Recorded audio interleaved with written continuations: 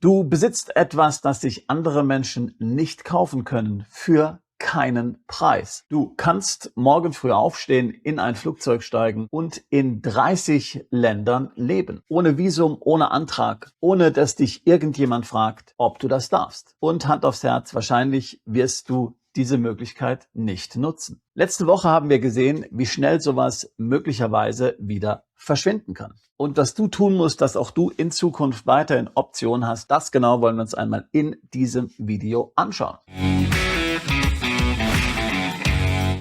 Letzte Woche sind 50.000 Marokkaner und andere Afrikaner in Ceuta angekommen. Das ist eine spanische Enklave auf afrikanischem Boden. Die spanische Grenze hat dem nicht standgehalten. Grund für diesen Andrang, so will ich es mal nennen, war eine Entscheidung eines spanischen Gerichtes. Das ist dem spanischen Staat nicht mehr erlaubt, solche afrikanischen Flüchtlinge, die übers Wasser sozusagen kommen, einfach so wieder zurückzuschicken nach Marokko. Es gibt ja möglicherweise hier alle möglichen Verdächtigungen. Handelt es sich hierbei möglicherweise um einen hybriden Angriff Russlands? Haben die Russen hier irgendjemand aufgewiegelt? Haben die Russen hier die marokkanischen Behörden beeinflusst oder dort jemanden bestochen, um die EU zu destabilisieren? Wer weiß, kann man nicht sagen. Und ich will eigentlich auch gar nicht so sehr auf diese Menschen jetzt eingehen, die dort nach Spanien gekommen sind. Dazu kann man verschiedene Meinungen haben. Aber viel gewichtiger ist dann die Reaktion. So hat Italien zum Beispiel die Bestimmungen des Schengen-Abkommens in Bezug auf Italien ausgesetzt. Die Regierungen von 22 EU-Ländern, darunter Deutschland, darunter Österreich, haben ganz klar gesagt und schriftlich erklärt in einem Brief an Spanien, wir sind bereit, unsere Grenzen wieder zu schließen, unsere Grenzen selbst wieder zu kontrollieren. Ganz davon abgesehen macht das Deutschland ja momentan ohnehin. Es ist natürlich völlig klar, warum die europäischen Regierungen solche Bedenken äußern. Ceuta hat ja nur 84.000 Einwohner und da sind da auf einmal 50.000 hauptsächlich junge Männer dann in diesen Ort hineingeströmt. Das Militär und der Grenzschutz waren überwältigt, sie konnten nichts machen. Das sind natürlich dann Bilder, die auch vielfach auf den sozialen Medien zirkuliert wurden. Sie haben für Angst gesorgt bei den europäischen Bevölkerungen. Man dachte wieder an das Jahr 2015 und andere Jahre zurück, wo hier nach Meinung vieler Hunderttausende, Millionen in die EU, insbesondere auch nach Deutschland, geströmt sind. Völlig unkontrolliert, völlig ohne Regeln. Und so mancher hat eben das Gefühl, dass vielfach auch die Falschen gekommen sind. Eine solche Situation ist natürlich für die Politiker extrem schlecht. Damit lassen sich keine Wahlen gewinnen. Damit kann man sich nicht wieder wählen lassen, wenn einem das Volk sozusagen unterstellt, dass man die Situation hinsichtlich der Einwanderung nicht unter Kontrolle hat. Deswegen haben diese Regierungen so schnell reagiert. Und natürlich hat der spanische Regierungschef Sanchez dann auf diese Ermahnungen äußerst erbost dann auch sich geäußert und hat hier mehr oder weniger seinen EU-Brüdern, sage ich jetzt mal, Verrat vorgeworfen. Man muss natürlich auch den Spaniern zugutehalten, dass viele dieser Menschen, die dort dann nach Ceuta gekommen sind, wieder zurückgekehrt sind. Aber ich möchte nochmal auf die Reaktion zurückkommen. Ich hatte schon gesagt, dass Italien ja für den gesamten August die Schengen-Bestimmungen und Schengen-Einreiseerleichterungen im Hinblick auf Spanien ausgesetzt hat. Aber Italien und auch Finnland und Dänemark sowie Tschechien haben sogar gefordert, dass Spanien ganz aus dem Schengen-Raum ausgeschlossen wird. Es ist nicht das erste Mal, dass es Entwicklungen in Spanien gibt, die vielen anderen europäischen Regierungschefs Sorgen machen. Es gab ja jetzt in Spanien schon verschiedene Maßnahmen, wo zum einen zum Beispiel illegale Einwanderer nach Spanien dann ihren Status legalisieren konnten und wo auch viele andere, die eigentlich mit Spanien gar nichts viel zu tun haben, die aber vielleicht unter der spanischen Kolonialherrschaft gelitten haben, beziehungsweise deren Vorfahren die spanische Staatsbürgerschaft erhalten können. Das können potenziell ebenfalls Millionen Menschen sein aus aller Herren Länder.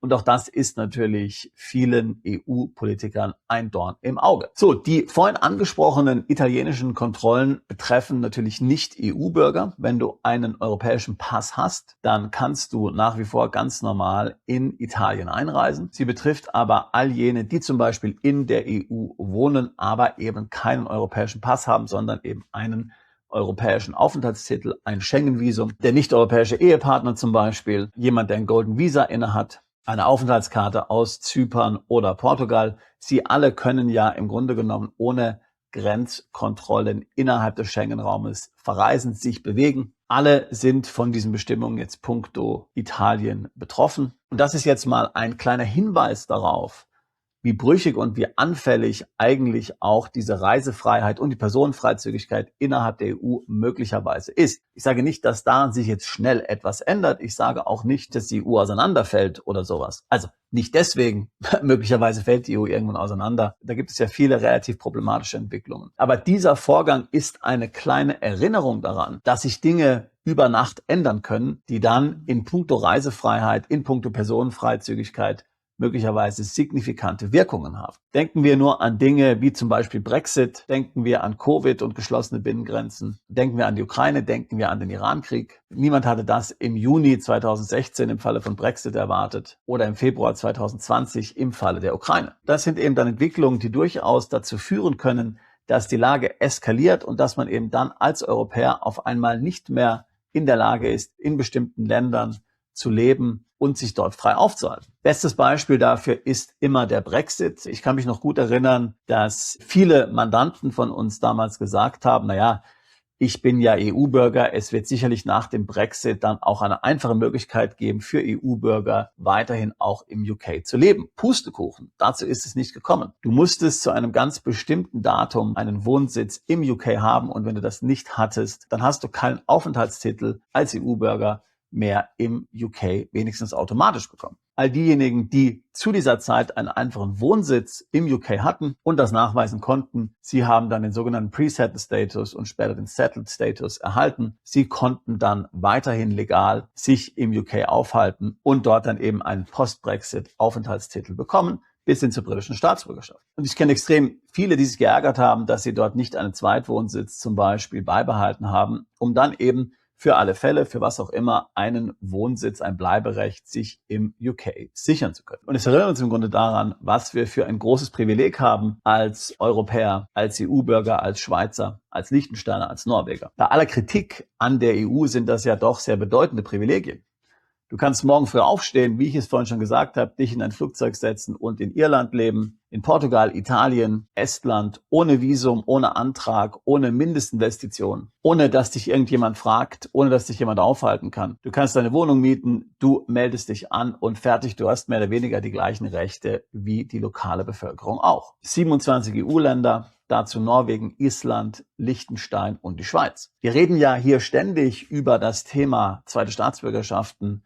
Wir reden über das Thema Aufenthaltstitel. Und wenn du mehrere Videos zu dem Thema schon gesehen hast, dann weißt du ja, wie kompliziert das vielfach sein kann und welche enormen Summen man auch investieren muss, um dann entsprechend einen solchen Titel überhaupt zu bekommen, um in einem anderen Land leben zu können. Und dann hast du oftmals lange Bearbeitungszeiten. Und das alles ist natürlich in der EU gar nicht notwendig. Aber weil wir das eben für selbstverständlich nehmen, weil wir das eben einfach so haben, weil wir das einfach so nutzen können, tun wir es im Grunde genommen nicht. Zumindest viele von uns nicht. Ich rede ja relativ oft mit Amerikanern darüber und du solltest mal mit denen sprechen, was die dafür bezahlen würden, diese Rechte, diese Möglichkeiten zu haben. Jetzt denkst du vielleicht, aber Sebastian, was ist denn das? Warum bist du auf einmal so EU-freundlich? Du redest doch sonst immer über Panama, über die Philippinen, über Paraguay. Warum jetzt ausgerechnet die EU? Warum sollte ich mich um einen Aufenthaltstitel irgendwo in der EU scheren, wenn ich doch eigentlich die EU am liebsten verlassen möchte und das so schnell wie möglich? Warum tue ich das also? Naja, es sind zwei komplett verschiedene Dinge zu sagen, die EU hat massive Schwächen und es gibt in der EU und in der Verwaltung, der Regierung der EU viele Probleme. Aber zweitens dann auch zu sehen, dass es durchaus in der EU auch interessante Länder gibt. Ja, und wir reden ja eben auf diesem Kanal auch oft darüber. Irland hatte ich vorhin schon angesprochen. Malta sprechen wir oft an. Auch über Italien reden wir immer wieder. Die haben interessante Steuerprogramme. Griechenland, sogar Spanien. Ja, mit Beckham Law. Natürlich Steuerlast, Bürokratie, Regulierungswut, auch die Migrationspolitik, die wir gerade an einem spanischen Strand vorgeführt bekommen haben. Ich bin der Letzte, der das schönredet. Aber es gibt eben Ecken in Europa, in denen man steuerlich und persönlich eben außerordentlich gut leben kann. Und eins dieser Länder ist eben Irland. Und selbst wenn du aus der Europäischen Union weg willst, können gerade Länder wie Irland oder Malta für dich ein Sprungbrett sein. Ich meine, als ich aus Deutschland weg bin, bin ich zuerst in die Schweiz umgezogen und bin dann weitergezogen. Also die Schweiz war in meinem Fall ein Sprungbrett. Aber gerade Irland ist ja möglicherweise noch vorteilhafter, weil es einfacher ist, weil es eben auch günstiger ist. ist. So, und wenn du ein solches Land wie Irland als Sprungbrett benutzt, dann hast du eben einen europäischen Wohnsitz und kannst von dort aus dann alles weitere in Ruhe aufbauen außerhalb der EU. Banking, Struktur, zweite Pässe, Umzug nach Asien und Lateinamerika, wenn es eben soweit ist. Und in der Zwischenzeit bist du an einem Ort, wo du nicht nur steuerlich vernünftig leben kannst, sondern das eben auch relativ sicher ist, wenn wir uns mal anschauen, was so geopolitisch in der Welt momentan gerade passiert. Weit ab vom Schuss, neutral, nicht in der NATO, im Grunde genommen kein nennenswertes Militär, strategisch, militärisch nicht interessant für Angriffe, weit ab vom Schuss. Aber dann gibt es auch noch ein anderes Thema. Es gibt eben schlicht und ergreifend Momente im Leben, in denen ein einigermaßen anständiges EU-Land schlicht die beste Option ist. Wir müssen ja pragmatisch sein. Sicherlich nicht die exotischste, aber in der konkreten Situation die beste. Vielleicht hast du noch Kinder, die in die Schule müssen. Vielleicht hast du Eltern in Deutschland, Österreich oder der Schweiz, von denen du nicht so weit weg leben willst. Oder eine Ehe, eine Krankheit, ein Business vertragen gerade keine Zeitzonenverschiebung. Das kann es ja auch geben. Ich kenne das selbst. Ich hatte selbst ähnliche Phasen im Leben und ich war froh, dass ich dann diese Türe öffnen konnte. Sowohl Malta als auch Irland, dass ich dort einfach Rückzugsorte hatte, wo ich einfach hin konnte, ohne mich jetzt hier groß mit Visa, Wartezeiten und ähnlichen Problemen rumschlagen zu müssen. Wie gesagt, das ist keine Frage von entweder oder. Panama und Irland schließen sich nicht aus. Der Punkt eines Plan B ist ja gerade, dass du mehrere Optionen hast. Wir reden ja immer von Optionalität, nicht wahr? Und dann kannst du den nehmen, der gerade zu deiner aktuellen Lebenssituation am besten passt. Ich rede also hiermit gar nicht unbedingt, dass jetzt Irland ein Notausgang wäre, falls die EU zusammenbricht oder falls Schengen fällt. Es geht um etwas ganz Nüchternes. Es gibt 3 gute Gründe, die für Irland sprechen. Erstmal, Irland ist nicht Teil des Schengen-Raums, aber die europäische Freizügigkeit gilt natürlich trotzdem. Das heißt, dass du da einfach hinziehen kannst. Und über die sogenannte Common Travel Area mit dem UK besteht dann ein zweites Reiserecht, dass du eben auch ohne Grenzkontrollen in den UK einreisen kannst. Diese Konstruktion ist noch älter als die EU und hat auch den Brexit überlebt. Dann natürlich der sogenannte Non-Dom-Status in Irland und dann eben auch die irische Staatsbürgerschaft, die du erwerben kannst nach insgesamt 5 Jahren Aufenthalt in einem Zeitraum von 9 Jahren. Aber im Grunde genommen reicht es, dass du einen Wohnsitz in Irland hast, um dich für diesen Pass zu qualifizieren. Zumindest in den ersten 4 Jahren musst du nur sehr wenig in Irland sein. Manche würden sagen, eigentlich überhaupt nicht. Erst im 5. Jahr ist dann wirklich Anwesenheit tatsächlich maßgeblich, hauptsächlich erforderlich.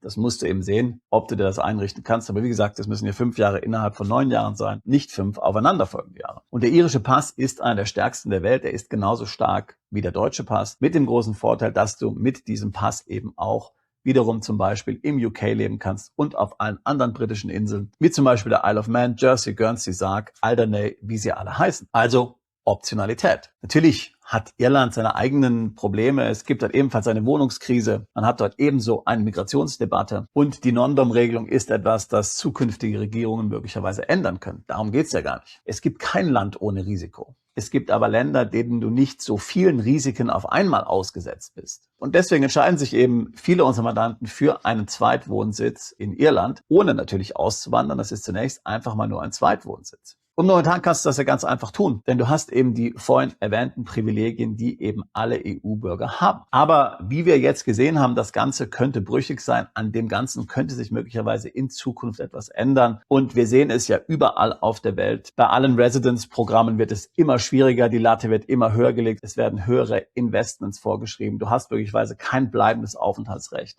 Und daher meine Message an dich, der Tenor dieses Videos ist: Mach dir darüber Gedanken und überlege dir, ob es nicht sinnvoll ist, sich einen Plan B Wohnsitz zu sichern, der gleichzeitig dann auch noch Vorteile hat, wie zum Beispiel die Staatsbürgerschaft, dass du ein Refugium hast, wo du dich zurückziehen kannst, wenn es notwendig wird. Steuerlich hat es natürlich keine Konsequenzen, solange du weiter in Deutschland wohnst. Es schadet dir nichts, es nutzt dir auch nichts natürlich.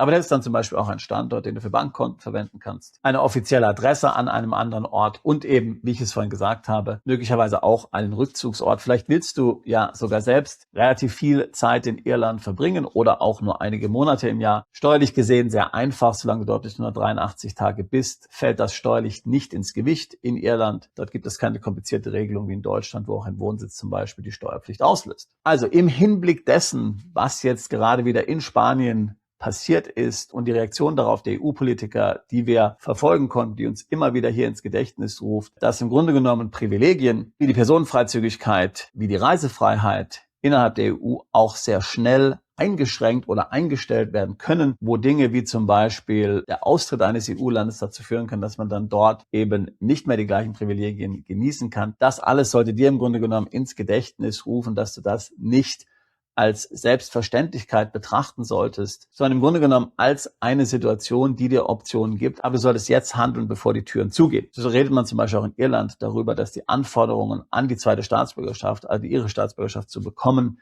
verschärft werden sollen. Hier wurden auch vielfach Vorwürfe genannt, dass das alles dort viel zu einfach ist. Deswegen das Eisenschmieden, solange es heiß ist. Jetzt hast du noch die Möglichkeit, aber wer weiß, wie das in einigen Jahren sein. Und wenn auch dich jetzt Irland interessiert als Land zum Leben, als Land für einen Plan B, veranstalten wir regelmäßig Seminare in Cork, auch demnächst wieder 3 Tage intensiv, wo wir uns natürlich mit Themen wie Steuern, Einwanderung, zweite Staatsbürgerschaft, Konten, Firmengründung beschäftigen werden, aber eben auch, wo wir die wunderbare Natur Irlands kennenlernen können. Beeindruckende Steilklippen, wo man immer wieder auch Wale zum Beispiel dann im Meer beobachten kann. Die überraschend gute Gastronomie, die irische Geschichte, mit der wir uns natürlich auch dort beschäftigen werden, Folklore und natürlich die Möglichkeit, Gleichgesinnte zu treffen, die die Welt genauso sehen wie du, wo du sagen kannst, was du denkst, wo du dich austauschen kannst, wo du neue Kontakte knüpfen kannst und möglicherweise auch Freundschaften und Geschäftspartnerschaften entstehen. Zum Teil haben sich sogar auch Paare gefunden in unserer Community. Auch das kann dir passieren, wenn du auf einer unserer Veranstaltungen kommst. Also in diesem Sinne, wenn auch du dir Optionen aufhalten willst, wenn dir Optionalität sicher ist, wenn dich Irland interessiert als ein englischsprachiges Land am Außenrand der EU, weit abgeschlagen im Atlantik, weit ab von den Krisen der Welt und Europas, dann würde ich mich freuen, dich in Irland begrüßen zu dürfen